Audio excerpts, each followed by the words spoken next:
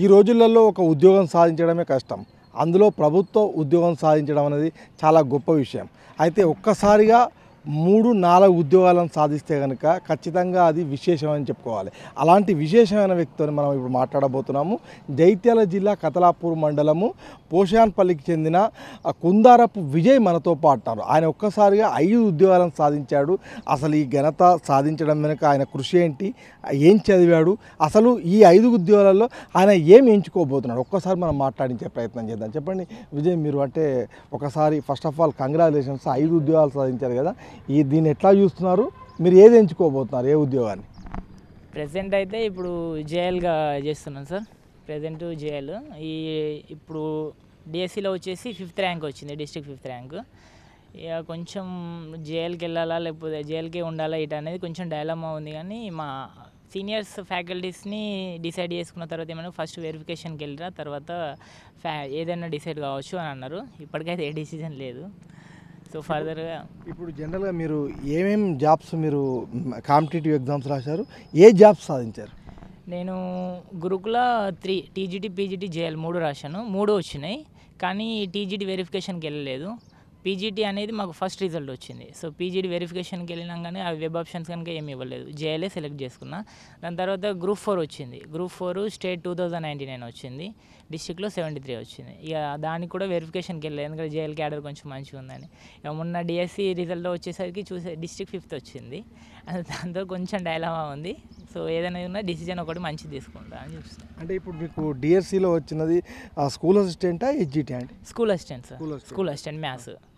ఇప్పుడు అంటే జనరల్గా మీ స్టడీస్ ఎక్కడ సాగాయి? అంటే ఉస్మానియా యూనివర్సిటీలో ఎంఎస్సీ చదివామంటారు, అంతకుముందు ఇక్కడనే చదువుకున్నారా, ఎట్లా ఉండే మీ లైఫ్ స్టైల్? నాది ప్రైమరీ ఎడ్యుకేషన్ 1 to 7th వచ్చేసి మా village sir, UPS Poshanpet. 8th to 10th వచ్చేసి జడ్పిహెచ్ఎస్ కతలాపూర్. ఇంటర్ వచ్చేసి మాది విద్యార్థి కోరుట్లలో చదివాను. Degree Arunodaya degree college కోరుట్లనే. BEd 2014లో కూడా కోరుట్లనే. మొత్తము బీఎడ్ వరకు నా ఎడ్యుకేషన్ కోరుట్ల వరకే అయింది. ఎప్పుడైతే ఎంఎస్సి ఎంట్రన్స్ ఎగ్జామ్లో 23rd వచ్చింది, అప్పుడు క్యాంపస్కి వెళ్ళిపోయాను. క్యాంపస్కి వెళ్ళిపోయిన తర్వాత అక్కడ వాతావరణం కానీ అక్కడి పరిస్థితి, క్యాంపస్ మెయిన్ నన్ను చేంజ్ చేసిందంటే క్యాంపసే. అక్కడ ఉన్నటువంటి కాంపిటేటివ్ ప్రిపరేషన్ అనేది చాలామంది ఏజ్ అయినా కూడా వాళ్ళు అసలు పట్టు విడవకుండా చాలా ప్రిపేర్ అయ్యారు. నా ఫ్రెండ్స్ కూడా చాలా మోటివేట్ చేసారు అప్పుడే.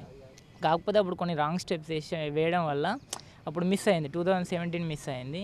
అప్పుడు గురుకుల కూడా మిస్ అయింది. సో దాంతో ఇక నేను ఇంటికి వచ్చేసి ఒక 3 years ప్రైవేట్ స్కూల్లో చేసిన, మాస్టర్ హై స్కూల్ అని చెప్పేసి కతలాపూర్లో. 3 years చేసిన తర్వాత మళ్ళీ నోటిఫికేషన్ వస్తుంది అని మా కొలీగ్స్ చెప్పారు. అప్పుడు ఇక నేను 2020లో బయటకు వచ్చేసిన. అప్పుడు టెట్లో మంచి స్కోర్ వచ్చింది, 112. తర్వాత వచ్చేసిన తర్వాత మళ్ళీ కాన్ఫిడెన్స్ బిల్డ్ అయింది, మనకు చదువుతున్నాం మనకు వస్తుంది కంపల్సరీ అని చెప్పేసి. ఇక అక్కడ నుండి కంటిన్యూస్గా ప్రిపరేషన్ మీదనే ఉన్నాం. ఇక ఒక రూమ్ తీసుకొని బ్యాచులర్ రూమ్ తీసుకొని ఒక 2-3 కొలీగ్స్ని ఇక అక్కడే ప్రిపేర్ అయ్యాం. కొరుట్లలో 1.5 year ప్రిపేర్ అయినాను సార్. అది కూడా కొరుట్లలో కూడా మా అదృష్టం ఏంటంటే మాకు ఒక లైబ్రరీ దొరికింది, సి ప్రభాకర్ సార్ అని, స్మారకార్థం. యాక్చువల్ దానికి టైమింగ్స్ ఉంటాయి. మేము ఎప్పుడైతే వెళ్ళినామో కీ కూడా మాకే ఇచ్చారు. మెయిన్ రీజన్ ఏంటంటే విశ్వనాథన్ సార్ అని అక్కడ ఉంటారు. ఆ సార్ ఏంటంటే మాకు అదొకటి ఇల్లులాగా ఇచ్చేసారు, 24 hours మీరు యూజ్ చేసుకోండి అని. అక్కడే పడుకునే వాళ్ళం. ఓన్లీ లంచ్ టైంకి రూమ్కి వెళ్ళి ఫ్రెష్ అప్ అయి వచ్చేవాళ్ళం. ఇప్పుడు నా కొలీగ్స్ కూడా చాలామందికి హెచ్జిటి డిస్ట్రిక్ట్ టాపర్స్ వాళ్ళకు కూడా వచ్చినాయి. అది చాలా హ్యాపీగా ఉంది. అంటే ఇప్పుడు ఒకటి మనం అడిగితే చాలా వాతావరణ ప్రభావము చదువుల పైన కావచ్చు, మన పైన కావచ్చు చాలా ఉంటుందంటారు. అలాంటి వాతావరణ ప్రభావం మీ ఇంట్లో ఉండేదా? మీ ఫాదర్ ఏం చేసేటవాళ్ళు? మీరు ఇవాళ 5 ఉద్యోగాలు సాధించారు కదా, దీని వెనుక ఒక చిన్న కథ ఉంటుంది, ఆ కథ ఏంటి? నిజం చెప్పాలంటే ఇప్పుడు ప్రైవేట్ ఫీల్డ్ ఎంత చేసినా అంతే సార్. మళ్ళీ మా నాన్న ఏంటంటే ఉన్న దాంట్లో సంతోషంగా ఉండాలని చెప్పేసి బాగా మోటివేట్ చేసేవాళ్ళు. కానీ ఈ ప్రజెంట్ సిచ్యువేషన్ చూస్తే అది మనకే తెలుస్తుంది. సో నేను ఫస్ట్ జాబ్ మానేసేటప్పుడు మా అన్నను ఒక్కటే అడిగిన, నేను 1 సంవత్సరం దాకా జాబ్ అయ్యా, మీరే చూసుకోవాలి నాన్న ఏమనక అంటే ఒకటే మాట అన్నారు, నువ్వు ఓరని మొత్తం నేను చూసుకుంటా అని చెప్పేసి ఒక్కటే మాట అన్నారు. నాకు మధ్యలో కూడా మా అన్న కానీ మా నాన్న కానీ ఇలాంటి మెంటల్ టెన్షన్ కానీ ఇలాంటివి పెట్టలేరు. సో అదొకటి ఫ్యామిలీ దగ్గర నుంచి సపోర్టు. ఇక నాకు దొరికిన కొలీగ్స్ ఏంటంటే అక్కడ లైబ్రరీ బ్యాచ్మేట్స్ బాగా సబ్జెక్ట్ పరంగా సపోర్ట్ చేసేవాళ్ళు. ఇప్పుడు సోషల్ కానీ జీకే కానీ వాళ్ళు ఇంగ్లీష్ కానీ నాకు ఒక్కొక్క సబ్జెక్ట్ వాళ్ళు టచ్లో ఉండే వాళ్ళు చాలా మోటివేట్ చేశారు. ఇంకేంటంటే వాళ్ళు నాకంటే చాలా సీనియర్స్ అండ్ ఏజ్ పరంగా చూస్తే కూడా నాకంటే చాలా పెద్దవాళ్ళు. కానీ నాకు ఒక బ్రదర్ లాగా సజెస్ట్ చేశారు. నరేందర్ సార్ కానీ, రామకృష్ణ సార్ కానీ, ఇంకా మా లక్ష్మణ్ సార్ ఉంటారు, ఫిజిక్స్ లక్ష్మణ్ సార్, మాకు ఇంటర్లో చెప్పింది సార్, నువ్వు ఖచ్చితంగా నీకు వస్తారా, కొంచెం ఓపిక పడ్డు అని చెప్పేసి అన్నారు. మా వెంకరాయన్ సార్ కానీ వాళ్ళు సజెషన్ తీసుకునేవాడిని అప్పుడప్పుడు. తింటే నీకు ఎకనిక్ పరంగా ఏమైనా ఇబ్బంది ఉందారా అంటే, లేదు. ఇంటికాడ నాన్న గిట్టేమన్నా అంటారా అంటే, లేదు సార్ అడ్జస్ట్మెంట్ చేసుకోవచ్చు, ఫ్రెండ్స్ ఉన్నారా అంటే, మరి అలాంటప్పుడు చదువురా నీకు పక్కా వస్తుంది అని చెప్పేసి అనేవాళ్ళు. ఇప్పుడు మరి చాలామంది ఫోన్ చేసి నా శిష్యుడు నా దగ్గరనే చదువుకుని అని చెప్పేసి చాలా ఫోన్ చేస్తే నాకే చాలా ఆనందంగా ఉంది. అంటే జనరల్గా ఇప్పుడు మనకు ఉస్మానియా క్యాంపస్లో అవ్వచ్చు, ఇప్పుడు హైదరాబాద్లో అవ్వచ్చు, సివిల్ సర్వీసెస్ గ్రూప్స్ ప్రిపేర్ అయ్యేటవాళ్ళు ఎక్కువ లైబ్రరీస్ నమ్ముకుంటారు. మీరు ఓయూలో లైబ్రరీలో ఎంత సమయం కేటాయించేటవాళ్ళు? చాలామంది 18 గంటలు కూడా అక్కడ చదువుకునే వాళ్ళు ఉంటారు. మీకు ఏం కనిపించింది అక్కడ? నిజం చెప్పాలంటే క్యాంపస్లో సీట్ వచ్చిందంటే ఒక రకంగా అదృష్టమే సార్. ఎందుకంటే లైఫ్లో ఏదో ఖచ్చితంగా ఇప్పుడు జాబ్స్ వచ్చిన చాలామంది క్యాంపస్ నుంచే ఉండరు. క్యాంపస్లో ఏంటంటే ఒక తెలుస్తుంది మనకి, నేను ఇన్ని రోజులు ఇంత టైం వేస్ట్ చేసిన, లైఫ్ అంటే ఇలా ఉంటుందా, కాంపిటీషన్ అంటే ఇలా ఉంటుందా, నేను ఇక్కడ నుంచి ఈ స్టెప్ వెళ్ళాలి అని చెప్పేసి చాలా ఉంటుంది. ఇక లైబ్రరీలో నేను చూసింది ఏంటంటే ఒక అన్నయ్యలు మార్నింగ్ వెళ్ళారంటే నైట్ 10 దాకా అక్కడనే ఉంటారు, ఓన్లీ లంచ్ టైంకి మాత్రం. ఆ లంచ్ కూడా మళ్ళీ బస్తీ అని ఉంటుంది సార్, బస్తీలో 5 రూపీస్ భోజనం అని ఉంటుంది, అక్కడ లైన్ కట్టి తిని వెంటనే వెళ్తారు. సో నాకు అక్కడ వాళ్ళని చూసి అబ్బా ఇంత పేషెన్స్, మనము ఇప్పటిదాకా అసలు ఇక ప్రిపరేషన్ స్టార్ట్ చేయలేదు, మనకు వస్తుందా రాదా అని డైలమా ఉండే. కానీ కాకపోతే నేను కోచింగ్కి వెళ్ళినా సార్. కోచింగ్కి వెళ్ళినప్పుడు నాకు అప్పుడు అర్థమైంది సబ్జెక్ట్ అంటే ఇలా ఉంటుంది, అంటే వే ఆఫ్ ప్రాక్టీసింగ్ అనేది ఉండాలి సార్. అది ఓన్ మనమే ఉండాలి, ఎవరి మీద డిపెండ్ కావద్దు. అండ్ ఇంకోటి ఏంటంటే ప్రిపరేషన్ టైంలో నాకు బాగా మైనస్ ఏంటంటే, నేను 2017లో ప్రిపేర్ అయినప్పుడు నా యొక్క పాజిటివ్నెస్ అనేది చాలా మందితో షేర్ చేసుకున్నాను. నేను క్వశ్చన్స్ ఎట్లా అటెంప్ట్ చేస్తా, ఎట్లా వస్తుంది, అది నాకు మైనస్ అయింది, వాళ్ళకి ప్లస్ అయింది.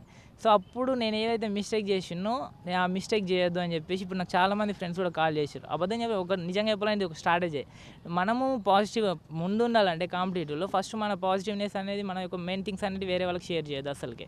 సో అదే అనేది ఇది మాత్రం డెఫినెట్గా చెప్పి అన్నారు బుక్స్ ఏమున్నాయి, ఏం ప్రిపేర్ కావాలి అంటే మాత్రం నేను డైరెక్ట్ చెప్పిన, ఈ పబ్లికేషన్ చదువుకోండి మంచిగా ఉంది, నా దగ్గర అయితే నోట్స్ అవి నాకు కోచింగ్కేనే నా ఓన్ మెటీరియల్ ఉన్నాయి, నేనైతే ఎవరికి ఇవ్వను అని చెప్పిన.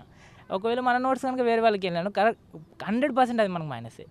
ఇప్పుడు ఇవాళ కాంపిటీషన్లో ఇన్ని 5 ఉద్యోగాలు సంపాదించారు. మీ ఊర్లో కానీ మీ చుట్టుపక్కల కావచ్చు, మీ ఫ్రెండ్స్ కావచ్చు, మీ బంధువులు ఏమంటారు?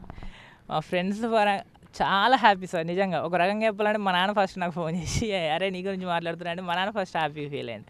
నాన్న హ్యాపీగా ఫీల్ అయినా నాకు ఇంకా హ్యాపీ ఫస్ట్. ఎందుకంటే పేరెంట్స్ హ్యాపీగా ఉన్నారంటే అది కొడుకులకి అంతకంటే మించింది ఏది లేదు. సో నాన్నకు ఎక్కువ తెలియదు, అమ్మకి నాన్నకి ఎక్కువ తెలియదు, నీ ఇష్టం ఏదైతే అది చేయరు అని చెప్పేసి వాళ్ళే బాగా సపోర్ట్ చేశారు. ఇక అన్నయ్య కూడా ఇంటికి కొంచెం బాధ్యత తీసుకొని లీడింగ్ చేసిండు. మొత్తంగా ఇప్పుడు జేఎల్ కానీ స్కూల్ అసిస్టెంట్ కానీ ఏదో ఒకటి ఎంచుకోబోతున్నా. Right, all the best. Thank you sir. ఇది ముఖ్యంగా మనకి ఇక్కడ కుందారపు విజయ్ చెప్తున్న విషయం మనం గమనించాము. పూర్తి అంటే తండ్రి కొడుకుకు పెట్టే పేరు కాదు, తాను సాధించే పేరుతోనే ఆ తండ్రి సంతోషపడతాడు. ఇవాళ తన తండ్రి ఆ సంతోషం పడడం అనేది తనకు ముచ్చట గొలుపుతుందని చెప్పేసి విజయ్ చెప్తున్నాడు. మొత్తంగా విజయ్ సక్సెస్ స్టోరీ ఇది. కెమెరా పర్సన్ సతీష్తో రమణ, సాక్షి టీవీ, జగిత్యాల.